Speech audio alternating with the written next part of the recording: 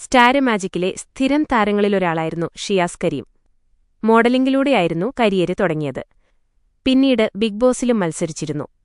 ഈ സമയത്തായിരുന്നു പ്രേക്ഷകര് ഷിയാസിനെക്കുറിച്ച് കൂടുതൽ അറിയുന്നത്. ഫിറ്റ്നസ് പാഷനെക്കുറിച്ചൊക്കെ അന്ന് അദ്ദേഹം സംസാരിച്ചിരുന്നു. പേളിയുടെ ശ്രീനിഷിന്റെയും അടുത്ത സുഹൃത്താണ് ഷിയാസ്. ഷോയില് ഇവരെ പിന്തുണച്ച് മുന്നിലുണ്ടായിരുന്നു. ഇവരുടെ വിവാഹത്തിലും പങ്കെടുത്തിരുന്നു. അന്നത്തെ ഫ്രണ്ട്ഷിപ്പ് ഞങ്ങളിപ്പോഴും തുടരുന്നുണ്ടെന്നും ഇരുവരും വ്യക്തമാക്കിയിരുന്നു. ഷിയാസിനെക്കുറിച്ചുള്ള പീഡന വാർത്ത കഴിഞ്ഞ ദിവസം മുതൽ വഞ്ചർച്ചയായിരുന്നു. 60 വയസ്സുള്ള സ്ത്രീയാണത്. അവരെ ഞാനെന്തിന് വിവാഹവാഗ്ദാനം നൽകി പീഡിപ്പിക്കണമെന്നായിരുന്നു അദ്ദേഹം ചോദിച്ചത്. ആരോപണം നിഷേധിച്ചതിനു പിന്നാലെയാണ് ഷിയാസിന്റെ ഓഡിയോ മെസ്സേജുകൾ പുറത്തുവന്നത്.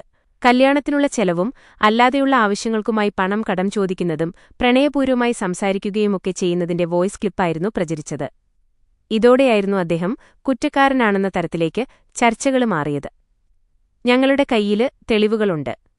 മോനെപ്പോലെയാണ് അവനെ കാണുന്നത്. മകളുടെ സ്ഥാനത്താണ് നീ എന്നൊക്കെ പറഞ്ഞ ഇവര് ഇങ്ങനെ മാറുമെന്ന് ഒരിക്കലും കരുതിയില്ലെന്നായിരുന്നു ഷിയാസിന്റെ ഭാര്യ ദർഫയുടെ പ്രതികരണം. ഷിയാസിനെക്കുറിച്ചുള്ള ആരോപണം സത്യമാണോയെന്നായിരുന്നു മാധ്യമങ്ങള് ലക്ഷ്മി നക്ഷത്രയോട് ചോദിച്ചത്.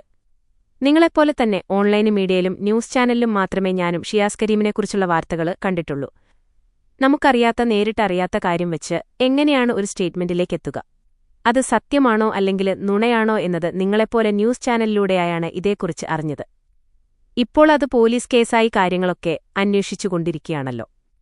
സത്യമെന്താണെന്നുള്ളത് പുറത്തുവരട്ടെ. എന്തായാലും നീതിന്യായ വകുപ്പൊക്കെ ഉണ്ടല്ലോ.